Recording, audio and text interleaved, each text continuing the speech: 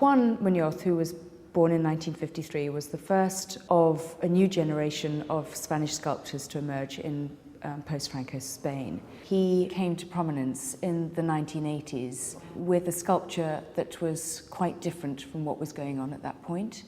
He was brave enough to embrace the figure, but he was also very interested in the idea of sculpture and realism and how near it could come to being a realistic facsimile of the world we know, but actually then slips away from us. So it really is this Borgesian notion of a kind of slippage between fact and fiction that he engaged with.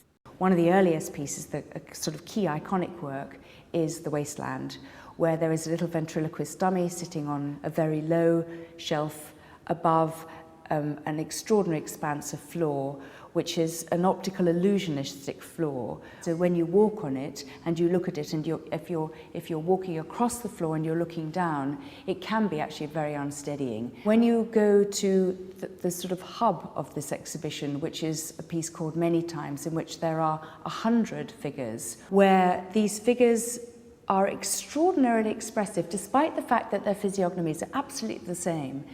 You can, by placing them, as I have done, in the way, and they can be placed in any way possible, but where there's obviously a kind of an interaction or communication between them implied, you are always, as a visitor, excluded from these groups. Not only that, but because they're lower than life size, when you're watching other people move through the sea of characters, you realize that actually the visitors are the anomaly, not the figures themselves. A lot of Juan's work, most of it, depends not just on the usual exhibition kind of lighting, but on lighting that really does pick up the surface quality of these sculptures. One of the works that is very obviously one where light then actually creates another figure is a figure called Towards the Shadow, where there is one of his figures standing almost on tiptoe with both arms out by his side, almost being blasted back by looking at this humongous shadow that looms above him. In fact, it's his shadow that's very cannily lit from behind. And this shadow then becomes not just another figure, but also a sort of rather ambiguous alter ego. And there are many points in the exhibition where the shadow of a work or the implied lack of light then creates a different kind of installation.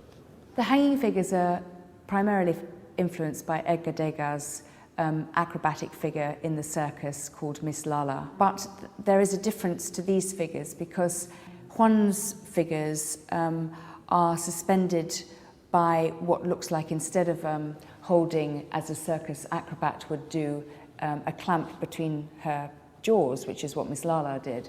These figures almost have a tongue that is sort of elongated and pulled out in a sort of very cruel, tortuous way from their mouths. It's an extraordinary image of a combination of extreme violence, pain, and also vulnerability.